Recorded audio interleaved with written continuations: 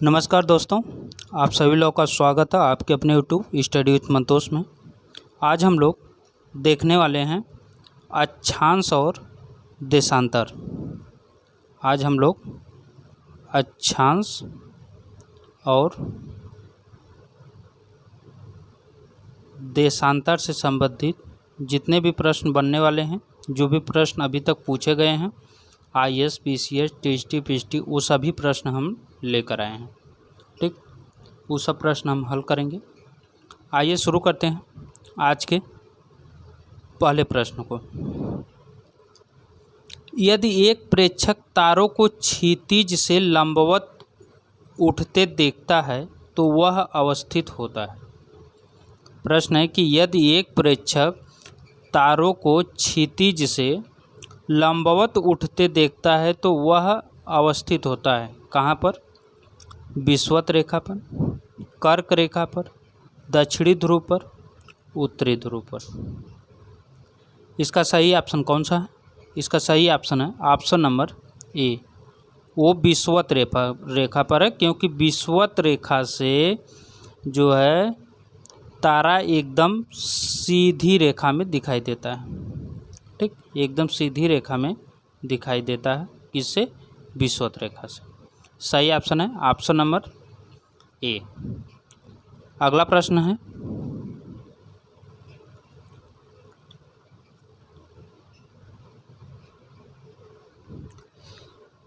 एक विमान 30 डिग्री उत्तर अक्षांश, 50 डिग्री पूर्वी देशांतर से उड़ान भरता है और पृथ्वी पर विपरीत सिरे पर नीचे उतरता है, वह कहाँ उतरेगा? प्रश्न पूछा है कि एक विमान 30 डिग्री उत्तरी अक्षांश, 50 डिग्री पूर्वी देशांतर से उड़ान भरता है और पृथ्वी पर विपरीत सिरे पर नीचे उतरता है, वह कहाँ उतरेगा? ऑप्शन है 30 डिग्री उत्तरी अक्षांश, 50 डिग्री पश्चिमी देशांतर, 30 डिग्री दक्षिणी अक्षांश, 50 डिग्री पश्चिमी देशांतर, 50 डिग्री उत्तरी अक्षांश, 30 डिग्री पश्चिमी देशांतर, 30 डिग्री दक्षिणी अक्षांश, 130 डिग्री पश्चिमी देशांतर। इसका सही ऑप्शन कौन सा है? तो इसका सही ऑप्शन है ऑप्शन नंबर डी, 30 डिग्री दक्षिणी अक्षांश और 130 डिग्री पश्चिमी देशांतर पर दिखाई देता है। ठीक, वहीं पे उतरेगा। चलिए अगला प्रश्न देखते हैं।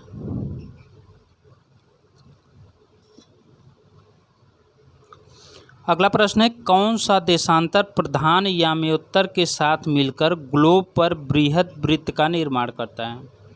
कौन सा देशांतर प्रशांत याम्योत्तर के साथ मिलकर ग्लोब पर बृहद वृत्त का निर्माण करता है?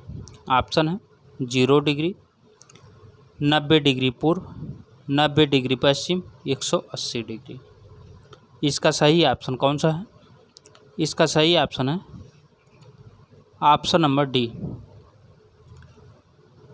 देशांतर प्रधान याम्योत्तर के साथ मिलकर ग्लोब पर बृहद वृत्त का निर्माण करने वाला 180 डिग्री है। कौन है? 180 डिग्री। ठीक, चलिए अगला देखते हैं।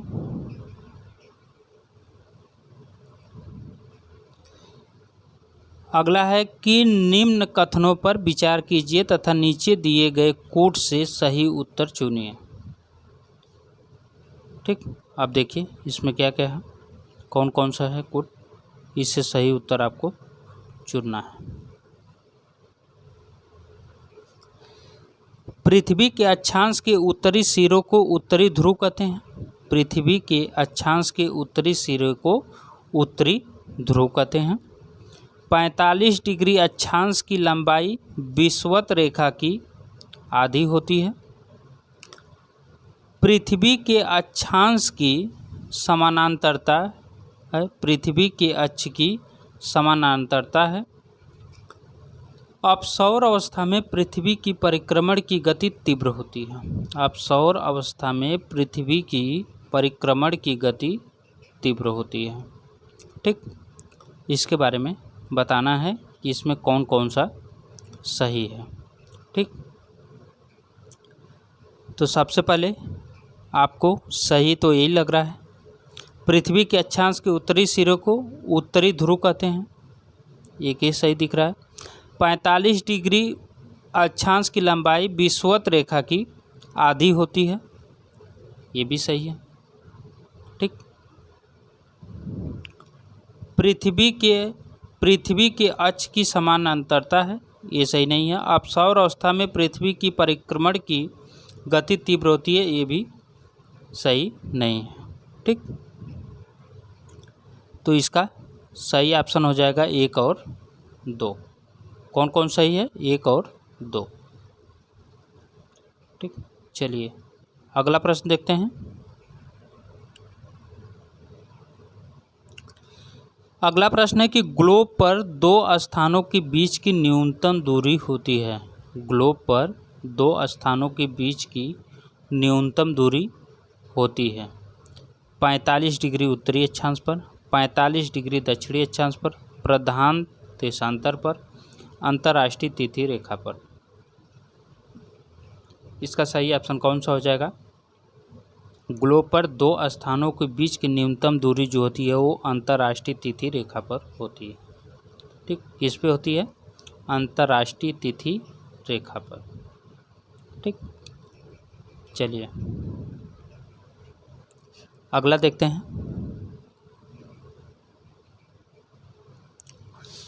मध्य रात्रि का सूर्य दिखाई देता है।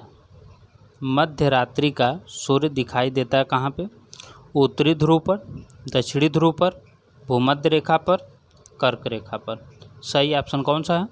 तो मध्य रात्रि का सूर्य दिखाई देता है उत्तरी ध्रुव पर। ऑप्शन नंबर ए सही हो जाएगा। ठीक। चलिए अगला प्रश्न है।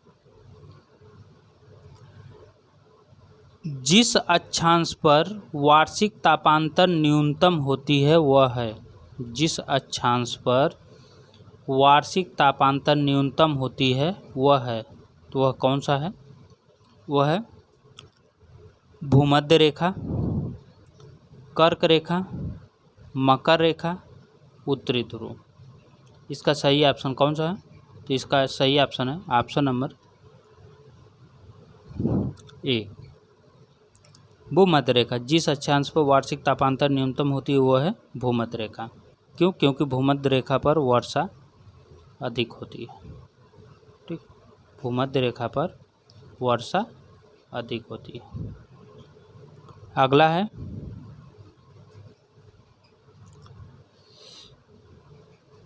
दिन रात जिस कारण होते हैं वह है। दिन और रात की स्थिति किस कारण होती है? तो भू परिभ्रमण व घूर्णन के कारण, भू परिक्रमण के कारण, पृथ्वी के अक्ष का झुकाव, चंद्रमा का परिक्रमण। सही ऑप्शन कौन सा है? तो इसका सही ऑप्शन है ऑप्शन नंबर 8 का ए, भू परिभ्रमण घूर्णन। दिन रात जिस कारण होते हैं वह है भू परिभ्रमण घूर्णन। अगला है एक स्थान की जो सही अक्षांशीय स्थिति हो सकती है वह है। एक स्थान की जो सही अक्षांशीय स्थिति हो सकती है वह है, वो कौन सा है? तो 90 डिग्री उत्तर, 45 डिग्री पूर्व, 45 डिग्री दक्षिण, 90 डिग्री पश्चिम। इसका सही ऑप्शन कौन सा है? तो इसका सही ऑप्शन है ऑप्शन नंबर सी, 45 डिग्री दक्षिण। एक स्थान की जो सही अक्षांशीय स्थिति हो सकती है वो है 45 डिग्री दक्षिण। अगला है, अगला प्रश्न है किसी स्थान का मानक समय निर्धारित करने का आधार होता है। किसी स्थान का मानक समय निर्धारित करने का आधार क्या होता है? देशांतर रेखा, अक्षांश रेखा, अंतर्राष्ट्रीय तिथि रेखा, प्रधान मध्याह्न रेखा। इसका सही ऑप्शन कौन सा है? तो इसका सही ऑप्शन है किसी स्थान का मानक समय निर्धारित करने का जो आधार होता है वो प्रधान मध्याह्न रेखा होता है। ठीक। जो बीच की रेखा होती है उसी को माना जाता है। ठीक। अगर पूछे अंतर्राष्ट्रीय तिथि रेखा क्या है, तो अंतर्राष्ट्रीय तिथि रेखा 180 डिग्री है। ठीक, चलिए अगला प्रश्न देखते हैं।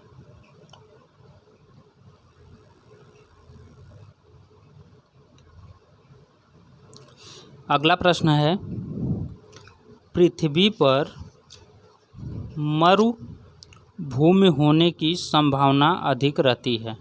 पृथ्वी पर मरुभूमि होने की संभावना अधिक रहती है, किस अक्षांश पर रहती है? शून्य अक्षांश के पास, 23 डिग्री अक्षांश के पास, 50 डिग्री अक्षांश के पास, 70 डिग्री अक्षांश के पास। सही ऑप्शन है ऑप्शन नंबर बी, 23 डिग्री अक्षांश के पास।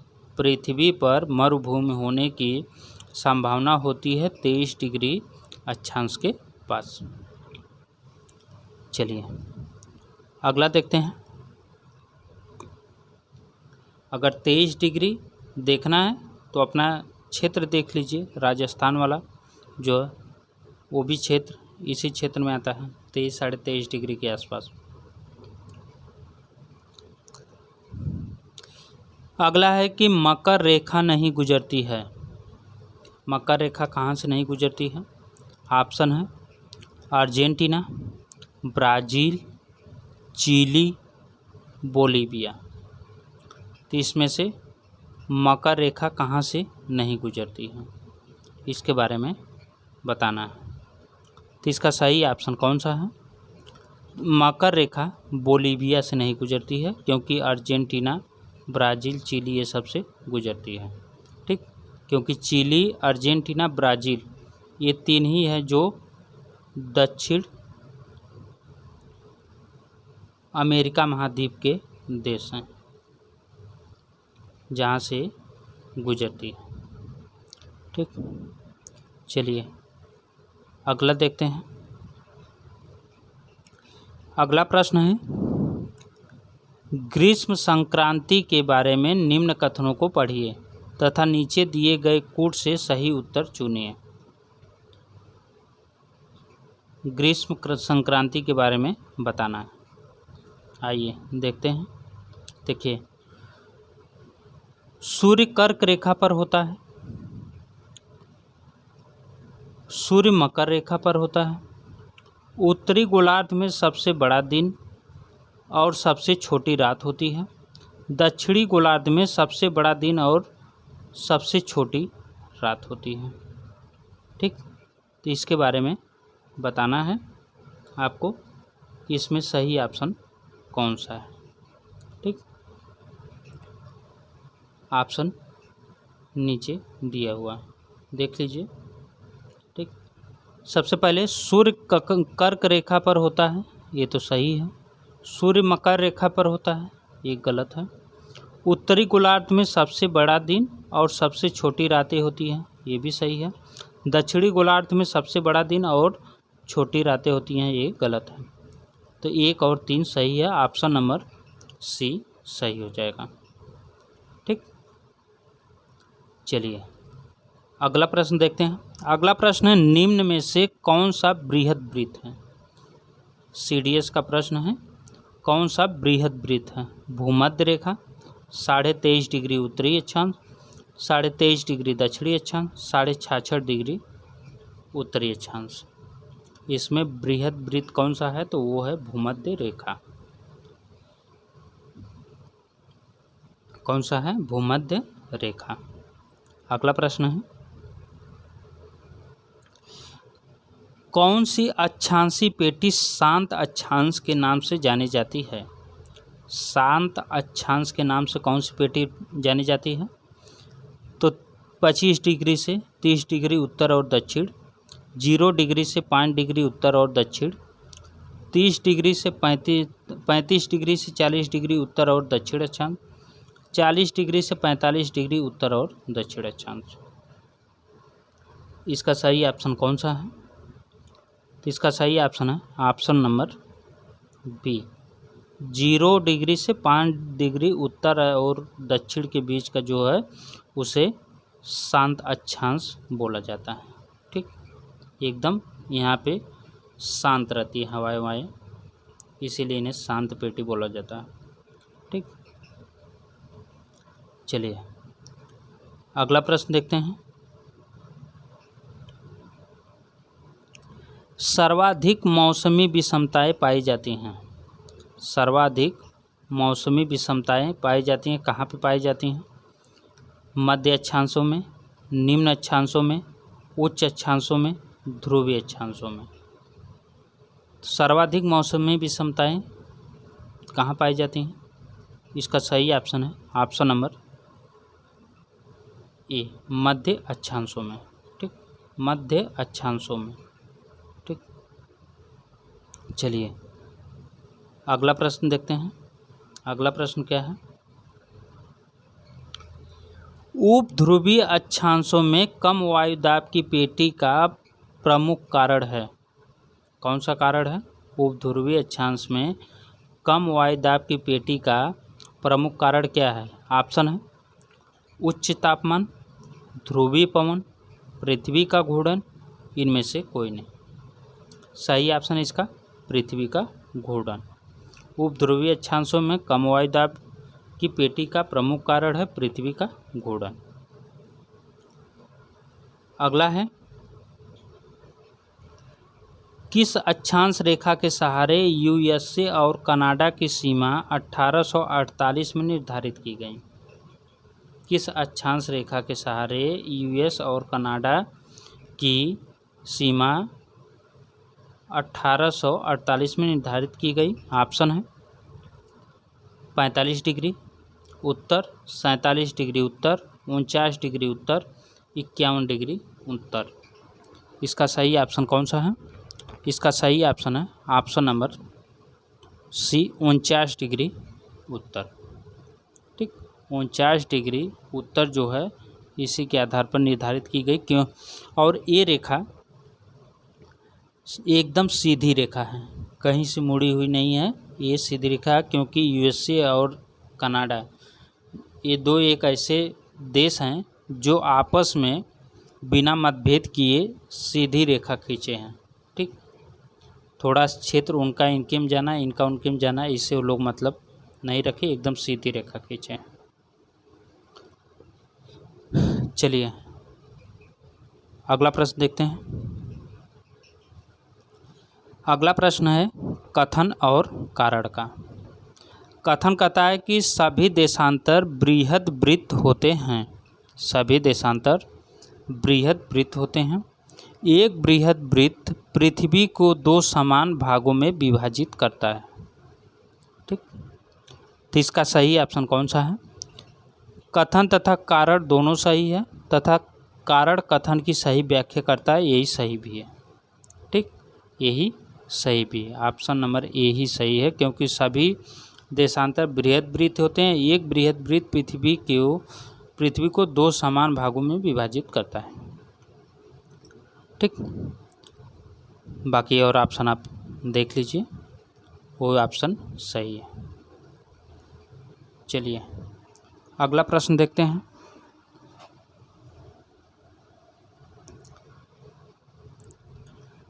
अगला प्रश्न है कि डोल ड्रम्स निम्नलिखित में से किस अक्षांश के मध्य स्थित है? डोल ड्रम्स किस अक्षांश के मध्य स्थित है? ऑप्शन है 10 डिग्री नॉर्थ से 10 डिग्री 15 डिग्री नॉर्थ तक, 5 डिग्री साउथ से 15 डिग्री साउथ तक, 10 डिग्री साउथ से 15 डिग्री साउथ तक, 5 डिग्री नॉर्थ से 5 डिग्री साउथ तक। इसका सही ऑप्शन कौन सा है? इसका सही ऑप्शन है option number D, 5 degree north से 5 डिग्री साउथ तक। वही है डोल ड्रम्स, जिसमें शांत पेटी है। ठीक, चलिए अगला देखते हैं। अगला प्रश्न है उत्तरी गोलार्ध में भू धरातल अधिकतम है। उत्तरी गोलार्ध में भू धरातल अधिकतम है। ऑप्शन है 30 डिग्री से 40 डिग्री उत्तरी अक्षांश के बीच, 40 डिग्री से 50 डिग्री उत्तरी अक्षांश के बीच, 50 डिग्री से 60 डिग्री उत्तरी अक्षांश के बीच, 60 डिग्री 70 डिग्री उत्तरी अक्षांश के बीच। सही ऑप्शन इसका कौन है? उत्तरी गोलार्ध में भू धरातल अधिकतम है, वो है 40 डिग्री से 50 डिग्री उत्तरी अक्षांश के बीच। ऑप्शन नंबर बी सही है। अगला प्रश्न है, भारत अवस्थित है, तो भारत कहाँ अवस्थित है? ऑप्शन है अक्षांश 8 डिग्री 4 मिनट दक्षिण से 37 डिग्री 6 मिनट उत्तर तथा देशांतर जो इसका है 68 डिग्री 7 मिनट पूर्व से 97 डिग्री 25 मिनट पश्चिम के मध्य। पूर्व से पूर्व 97 डिग्री 25 मिनट पूर्व के मध्य। ठीक। अगला ऑप्शन है अक्षांश 8 डिग्री 4 मिनट उत्तर से 37 डिग्री 6 मिनट दक्षिण तथा देशांतर 68 डिग्री 7 मिनट पूर्व से 97 डिग्री 25 मिनट के मध्य। ठीक। अगला ऑप्शन है अक्षांश 8 डिग्री 4 मिनट उत्तर से 37 डिग्री 6 मिनट उत्तर तथा देशांतर जो है वो 68 डिग्री 7 मिनट पूर्व से 97 डिग्री 25 मिनट पूर्व के मध्य। ठीक। अक्षांश 8 डिग्री 4 मिनट दक्षिण से 37 डिग्री 6 मिनट दक्षिण तथा देशांतर 68 डिग्री 7 मिनट से पश्चिम से 97 डिग्री 25 मिनट पश्चिम के मध्य। ठीक। तो इसका सही ऑप्शन कौन सा है? तो इसका सही ऑप्शन है ऑप्शन नंबर सी। कौन सा है? ऑप्शन नंबर सी इसका सही है। ठीक।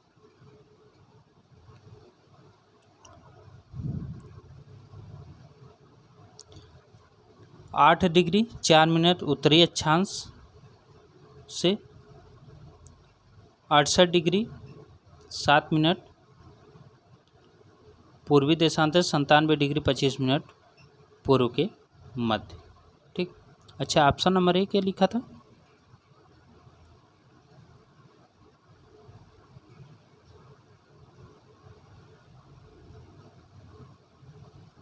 अच्छा, ऑप्शन नंबर ए, उसमें दक्षिण लिखा था ना, वो गलत। ऑप्शन नंबर सी सही इसका। चलिए अगला देखते हैं, निम्न में से किस प्रांत से होकर कर्क रेखा गुजरती है? निम्न में से किस प्रांत से होकर कर्क रेखा गुजरती है? ऑप्शन है उड़ीसा, मेघालय, मिजोरम, महाराष्ट्र। तो इसमें से कर्क रेखा कहाँ से होकर गुजरती है उसके बारे में आपको बताना है। तो कर्क रेखा मिजोरम से गुजरती है। ठीक। कहाँ से? मिजोरम से। ठीक। कहाँ कहाँ से गुजरती है? गुजरात, राजस्थान, मध्य प्रदेश,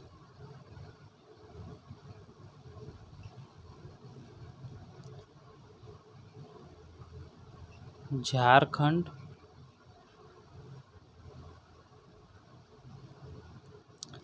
छत्तीसगढ़,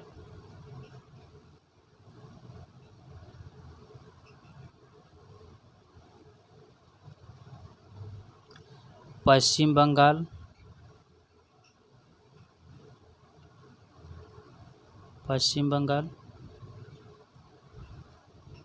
त्रिपुरा और मिजोरम। ठीक। ये 8 राज्य से गुजरती है। कहाँ कहाँ से? गुजरात, राजस्थान, मध्य प्रदेश, झारखंड, छत्तीसगढ़, पश्चिम बंगाल, त्रिपुरा और मिजोरम से। ठीक। चलिए अगला देखते हैं,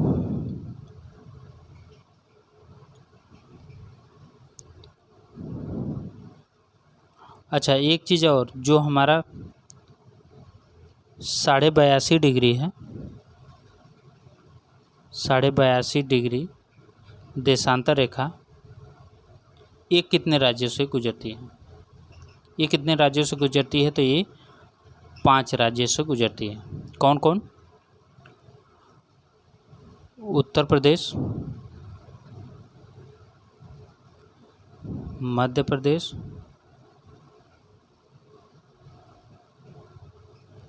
Chhattisgarh,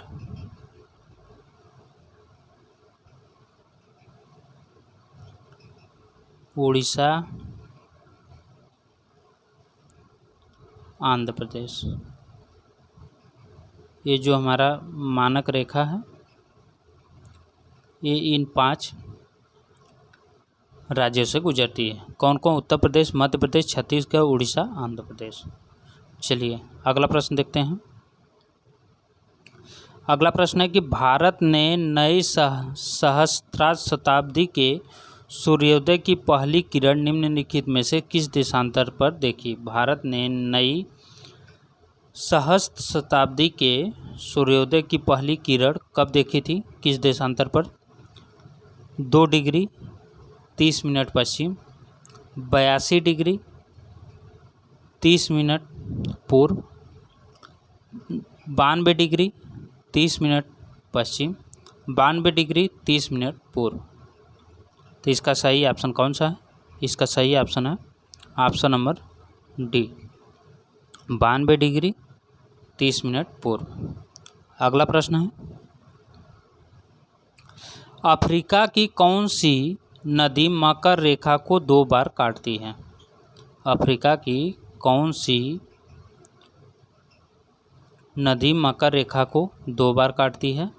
Congo, Limpopo, niger, Zambezi. तो इसका सही ऑप्शन है वो है लिम्पोपो।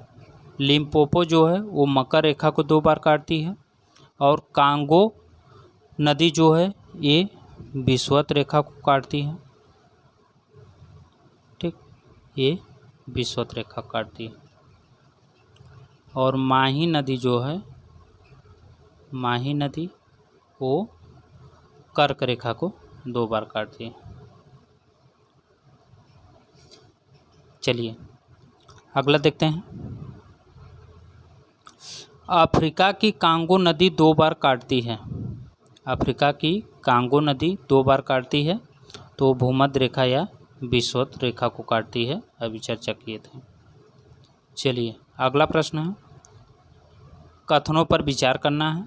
कथन है, सागरों से ऊपर लगभग 30 डिग्री से 35 डिग्री उत्तर और दक्षिण अक्षांश पर विद्यमान 2 कटिबंधों में से प्रत्येक हार्स अक्षांश कहलाता है।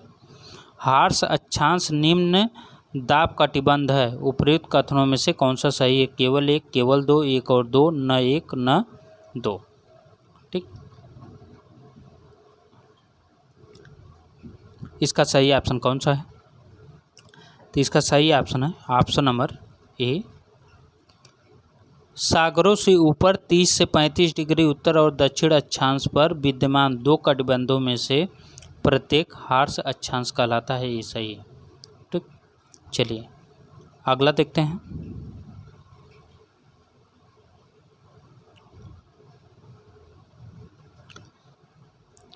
अगला प्रश्न है कि निम्नलिखित में से किस एक अक्षांश के किस एक स्थान के अक्षांश तथा देशांतर क्रमशः 30 28.38 डिग्री और 77.12 डिग्री ईस्ट है। निम्नलिखित में से किस एक स्थान के अक्षांश तथा देशांतर क्रमशः 28.38 डिग्री नॉर्थ और 77.12 डिग्री ईस्ट में है?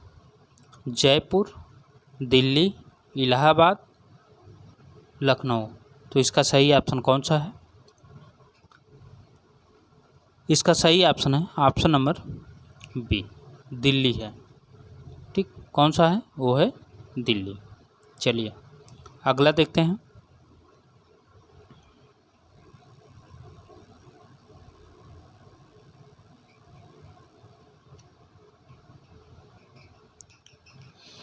अगला प्रश्न है, निम्नलिखित में से कौन सा एक कथन सही नहीं है।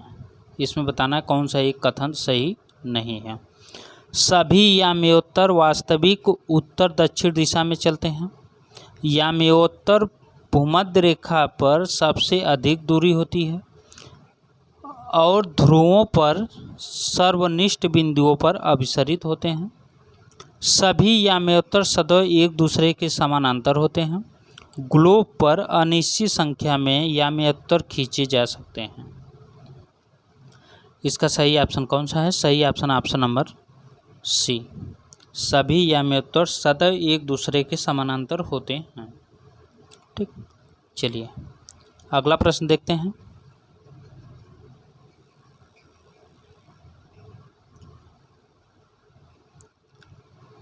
अगला प्रश्न है कि निम्नलिखित में से किसमें 0 डिग्री अक्षांश और 0 डिग्री देशांतर की भौगोलिक स्थिति है?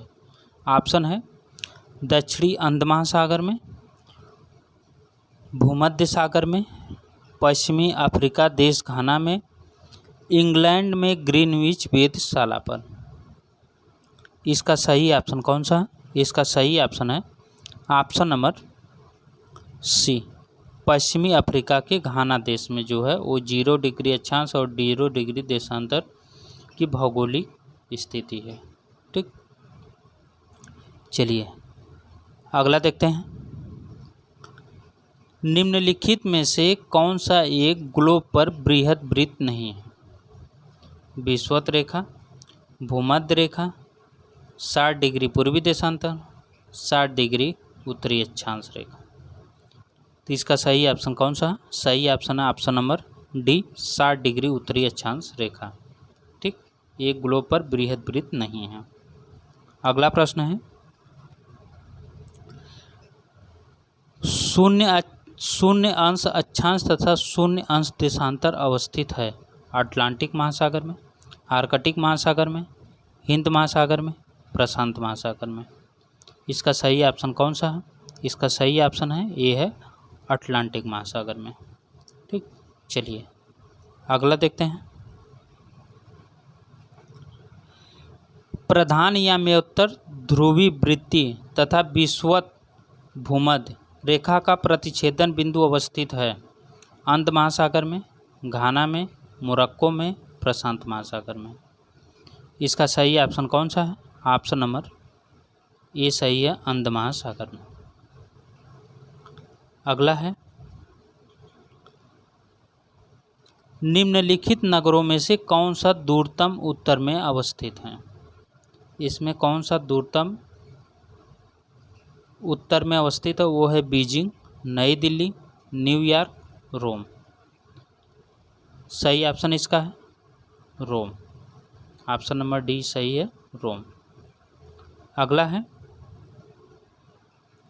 यदि पृथ्वी का अक्षांश इसकी कक्षा के समतल के अनुलंब होता तो निम्नलिखित में से क्या एक घटित नहीं होता? इसमें क्या एक घटित नहीं होता? ऑप्शन है उत्तरी ध्रुव हमेशा अंधेरे में रहेगा, दिन और रात पूरे वर्ष भर समान होंगे, मौसम का कोई परिवर्तन नहीं होगा, सूर्य भूमध्य रेखा के अनुलंब होगा। इसका सही ऑप्शन कौन सा है? इसका सही ऑप्शन है ऑप्शन नंबर ए, उत्तरी ध्रुव हमेशा अंधेरे में रहेगा। चलिए अगला देखते हैं। प्रधान याम्योत्तर नहीं गुजरती है। प्रधान याम्योत्तर नहीं गुजरती है किससे? अल्जीरिया से, फ्रांस से, नाइजर से, स्पेन से। 36 का सही ऑप्शन हो जाएगा सी, नाइजर से नहीं गुजरती है। ठीक, चलिए अगला प्रश्न है, अंतरिक्ष में कई 100 किलोमीटर प्रति सेकंड की गति से यात्रा कर रहे विद्युत आवेशी कण यदि पृथ्वी के धरातल पर पहुंच जाएं तो जीव जंतुओं को गंभीर नुकसान पहुंचा सकते हैं। ये कण किस कारण से पृथ्वी के धरातल पर नहीं पहुंच पाते? ठीक,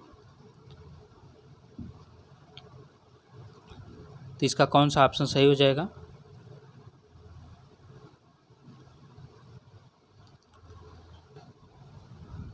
दिया है पृथ्वी की चुंबक की शक्ति उन्हें ध्रुवों की ओर मोड़ देती है। पृथ्वी के इर्द गिर्द की ओजोन परत उन्हें बाह्य अंतरिक्ष में परिवर्तित कर देती है। वायुमंडल की ऊपरी परत में उपस्थित आर्द्रता उन्हें पृथ्वी के धरातल पर नहीं पहुंचने देती। उपर्युक्त कथनों ए, बी और सी में से कोई सही नहीं। इसका सही ऑप्शन ऑप्शन नंबर ए, पृथ्वी की चुंबकीय शक्ति उन्हें ध्रुवों की ओर मोड़ देती है। ठीक, चलिए अगला देखते हैं।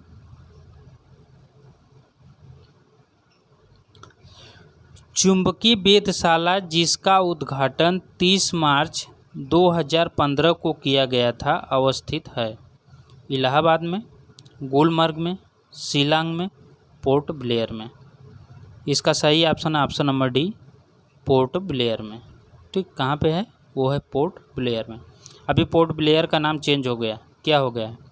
तो इसका अब नाम हो गया श्री विजयपुरम।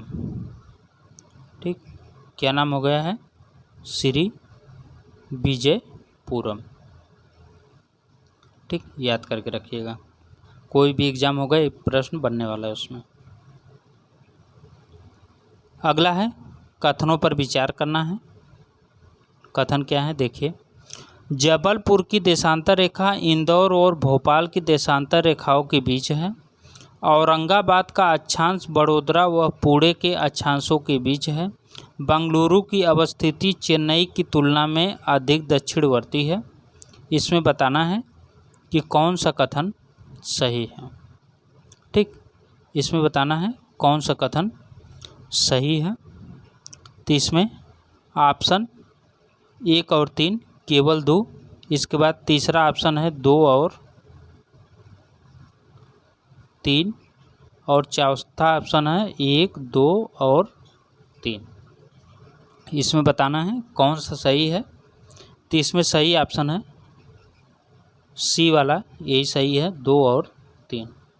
ठीक, औरंगाबाद का अक्षांश बड़ोदरा व पुणे के अक्षांश के बीच है।